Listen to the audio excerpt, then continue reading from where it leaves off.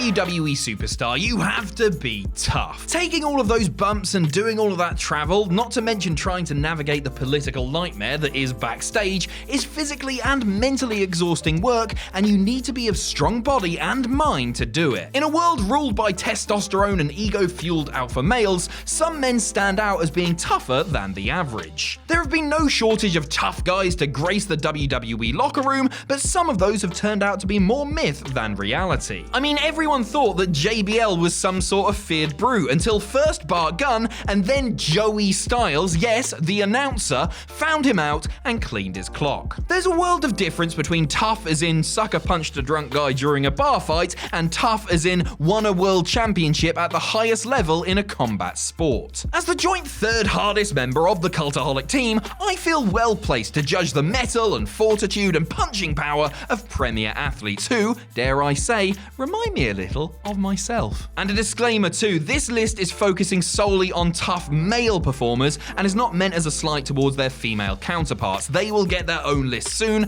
and there have been many women in WWE who have been tougher than a lot of the men folk, from Alundra Blaze and Jacqueline to Beth Phoenix and Jazz. And let's not pretend that Ronda Rousey couldn't destroy 75% of WWE superstars past or present, male or female. And if you have a problem with that, Val Venus, I'll see you round the back of the bike sheds after class. I'm Adam Pachisi from Cultaholic.com, and these are the 10 most legit WWE tough guys ever.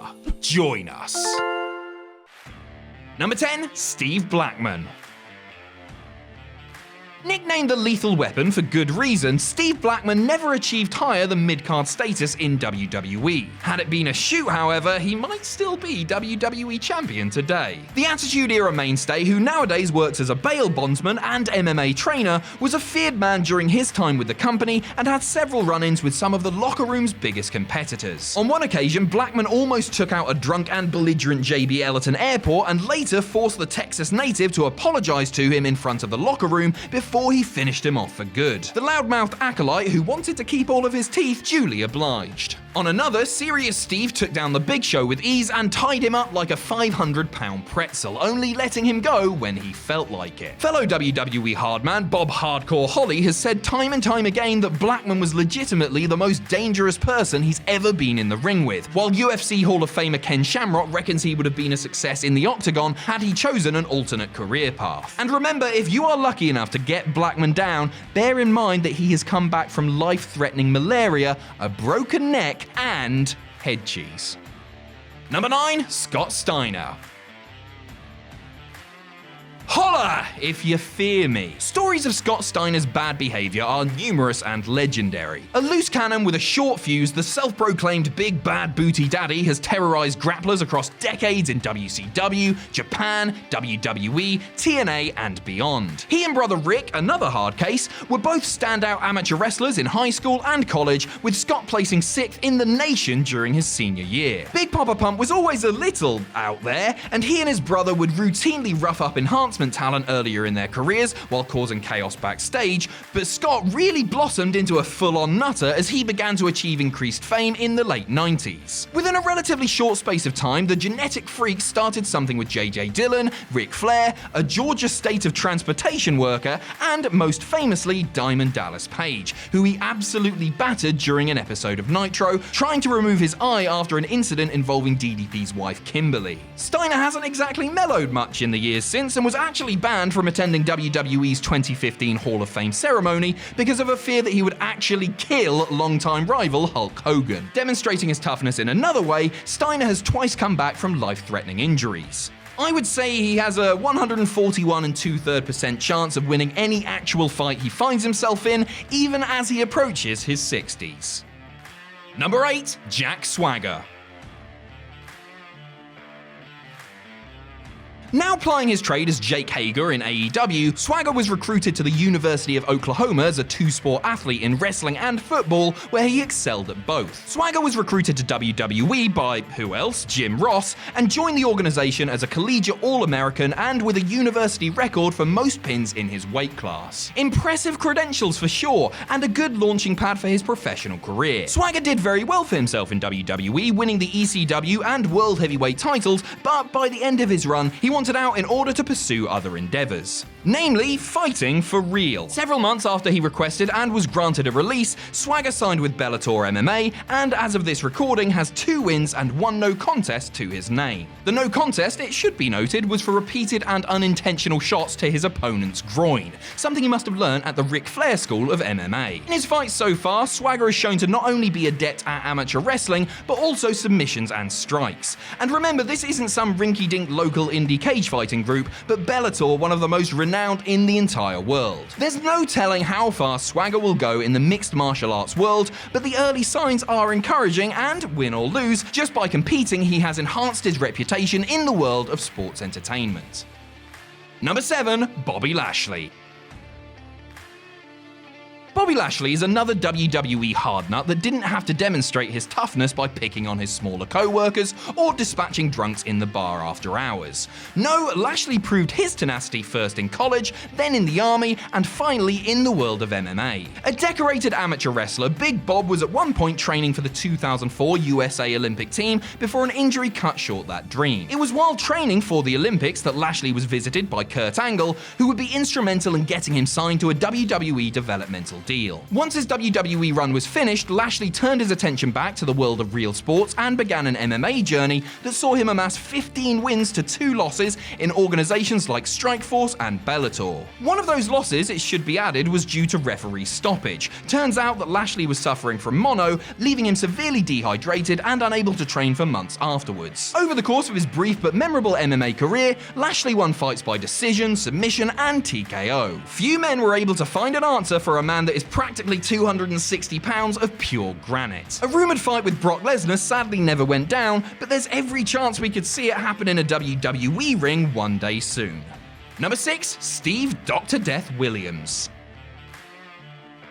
Though his tough guy reputation and WWE career may have been ruined by the disastrous Brawl for All tournament, it's worth remembering that there was a reason that Steve Williams was at one point considered to be the favourite to win the whole damn thing. Williams entered the tournament with a fearsome rep that had been built on the back of his many wrestling and football exploits. A 4-time All-American and starter for the Oklahoma Sooners, Williams has spent much of his career in Japan, having countless brutal and hard-hitting classics in the land of the rising sun. Williams had an aura, and American wrestling fans knew who he was thanks to his time in WCW. His genuine toughness and impactful brawling style made him a prime candidate for a program with top star Stone Cold Steve Austin, which was on the cards before the Brawl for All loss necessitated a spell on the sidelines. Never one to shy away from a dust-up, Williams in his prime would take on all comers, whether they were civilians, fans, or even his fellow wrestlers. He could also take it as well as he gave out, one time receiving 108 stitches to close an eye wound and returning to work the next day.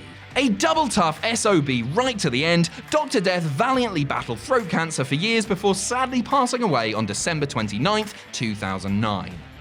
Number 5, Haku. Number 5 is Haku, which makes you think, Jesus Christ, are there 4 other WWE stars who could be considered tougher than a man with Haku's reputation? Reputation is the key word here, because while universally recognized as a terrifying badass of legendary proportions, most of Haku's feats of malice took place in bars in the 80s and 90s, and the stories have been told by wrestlers who may or may not have been just a little bit inebriated when it all went down. That said, there are way too many stories out there for some of it to not be true. And whether he fought off 8 or 80 police officers, gave a guy a black eye or ripped out his eye hole and then ate it, his name is the name that most wrestlers speak when asked who the toughest guy in the business is or was. In the age before social media, wrestlers could just about get away with rolling into town, throwing a drunk guy through a wall or two, and leaving before the police caught on to what had went down, and that seems to be a recurring theme with Haku, who apparently worked light as a feather in the ring and was a sweetheart to be around when he wasn't choking somebody out or biting off a nose. Haku is a man whose toughness is almost mythical, but a lack of real-world combat sports experience prevents him from being higher. But if you happen to run into him, please let him know that he actually took the top spot on this list, and we're all very sorry, and that we really like him, and we're sorry. We didn't mean it, and we're sorry. Number 4, DanSeven. He He may look like an uncle in an old sitcom, but remember that appearances can often be deceiving, and that DanSeven could probably grab you, take you down, and stretch you 50 different ways in the time it takes you to stop sniggering at that bad opening joke. One of the pioneers of modern MMA, DanSeven is one of the only men in history to have had over 100 pro fights, winning 101 out of 127.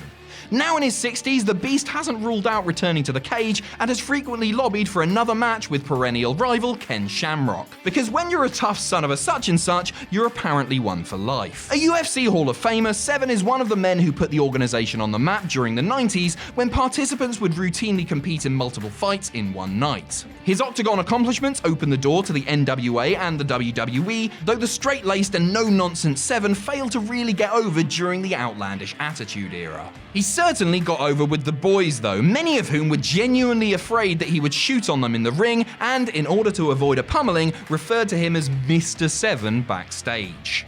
Number 3. Ken Shamrock.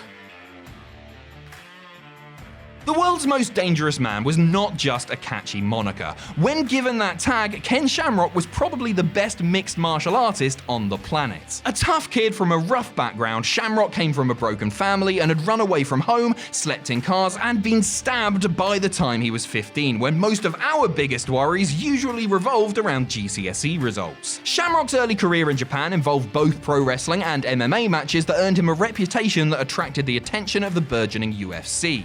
It was there that Shamrock really cemented his legacy, fighting in many epics and becoming the first UFC Superfights champion. Shamrock had a noteworthy career in WWE, capturing the Intercontinental title and becoming King of the Ring before he got the itch to return to fighting for real and left the company at the height of its success. Though his later MMA career counts more losses than wins, a symptom of Shamrock continuing to fight well after his prime as age and injuries both took their toll, he continued to prove to everyone just how hard-nosed he really was. The UFC Hall of Famer deserves more credit than he gets for bringing his hybrid submission and suplex-based style to a global wrestling audience. Number 2. Kurt Angle.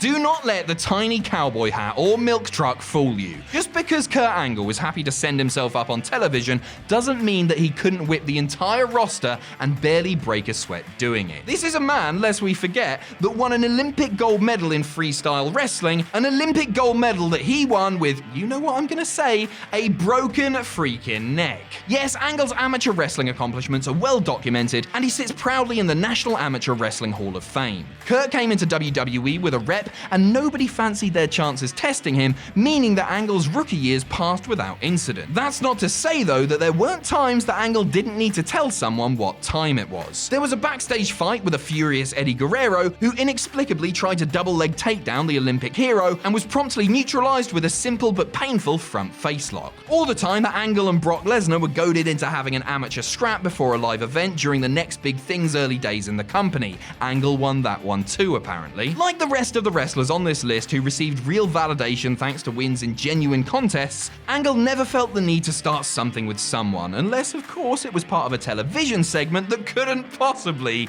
go tits up. Oh, it's real. It's damn real. Number 1. Brock Lesnar.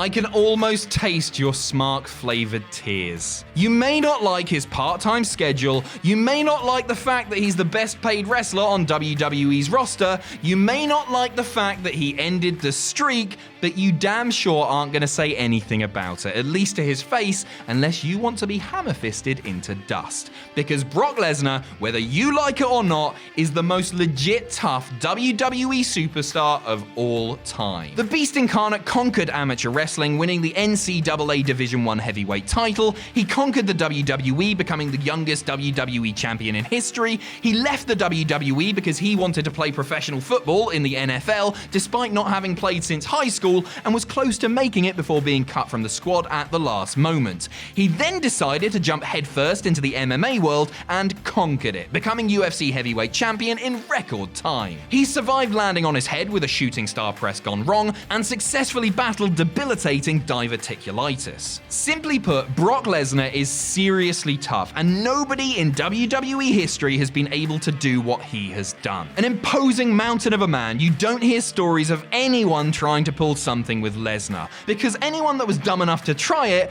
probably wouldn't live long enough to tell the tale. And he learned it all from me. See you next time!